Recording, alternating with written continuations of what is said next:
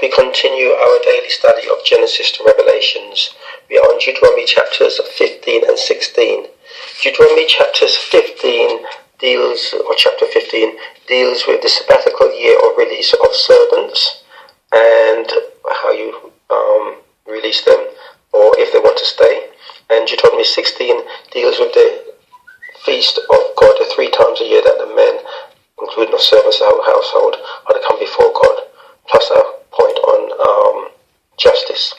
They're self-explanatory chapters, so I'll just read some of the verses. Deuteronomy chapter 15, verse 1. At the end of every 7 year thou shalt make a release, and this is the manner of the release. Every creditor that lendeth anything unto his neighbour shall release it. He shall not exact it of his neighbour or of his brother, because it is called Yahweh's release. Of a foreigner thou mayest exact it again, but that which is thine, thy brother, thine hand shall release. So there's a difference. Save when there shall be no poor among you, for Yahweh shall greatly bless thee in the land which Yahweh thy God shall give thee for inheritance to possess it. Only if thou carefully hearken unto the voice of Yahweh thy God, to observe to do all these commandments which I command thee this day. Jump to verse 11. For the poor shall never cease out of the land, therefore I command thee, saying, thou shalt open thy hand wide unto thy brother, to thy poor, and to thy needy in the land. And if thy brother, an Hebrew man or an Hebrew woman, be sold unto thee, and serve thee 6 years, then in the 7th year thou shalt let him go free from thee. And when thou sendest him out free from thee, thou shalt not let him go away empty. So God is saying, when you release a servant who's worked for you, or not any servants, but a Hebrew servant who's worked for you for such a period of time, you furnish them to be more or less start their own business. And my question is, did God not follow his own law with Jacob serving Laban for 20 years? Genesis 31:41, when Jacob came out furnished to start his own business, if I can call it that. And Israel, the nation, when they came out of Egypt after 430 years, again, they spoiled the Egyptians and they came out with a lot of goods as well. Continuing from chapter 15, verse 19. All the firstling males that come out of the herd and of thy flock thou shalt sanctify unto Yahweh thy God.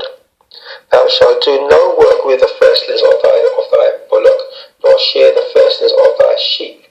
Thou shalt eat it before Yahweh thy God year by year in the place which Yahweh shall choose, thou and thy household. If there be a blemish therein, as it be lame, or blind, or have an ill blemish, thou shalt not sacrifice it unto Yahweh thy God.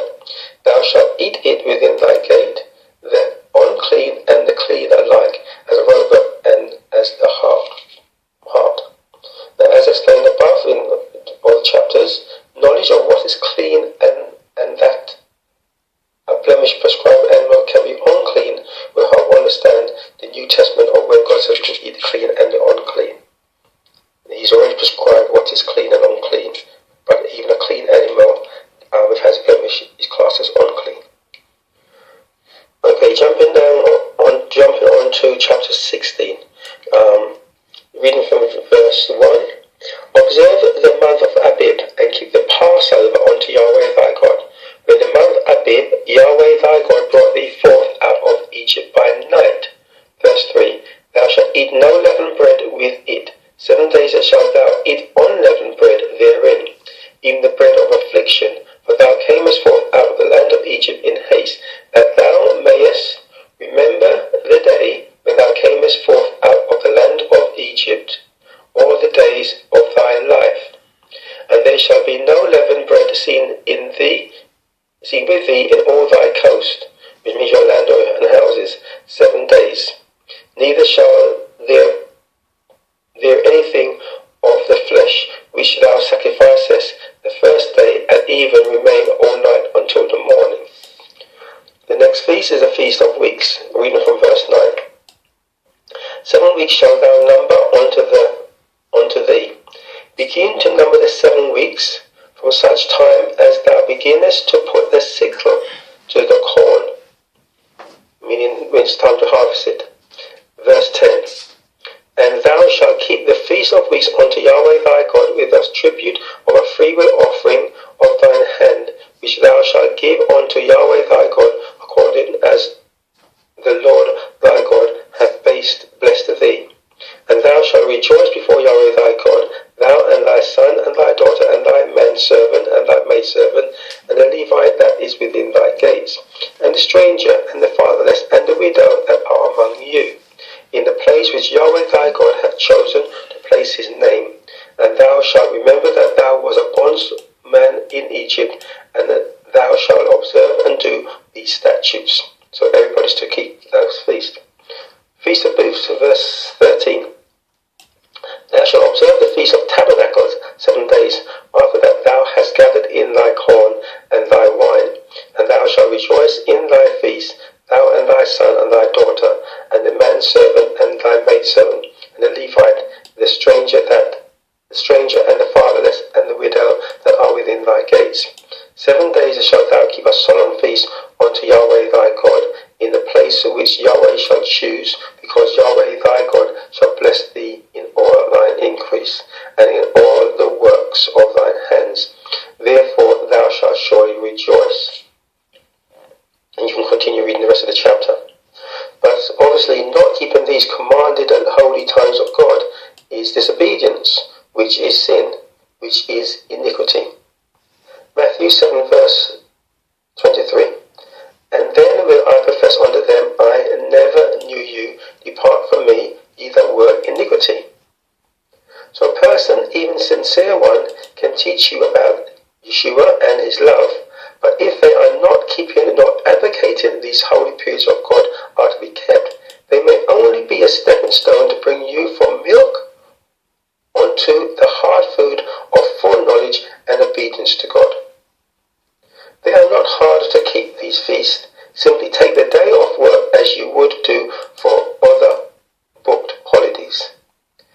For Passover, empty your feast for leavened bread, empty your house of leavened products during the 7 days for leavened bread, and keep it holy with some Bible studies, some video studies, or other actions, and some family gathering that involves God's word. The chapter then ends with a point on justice. I'm going to read from verse 18. Judges and officers shalt thou make thee in all thy gates, which Yahweh thy God giveth thee, throughout the tribes, and they shall judge the people with just judgment. So here we are told to judge each other's actions, not their salvation. Correction is not judging one's salvation, as people keep thinking when it says we are not to judge. See Luke chapters 12 verse 57 and John chapter 7 verse 24.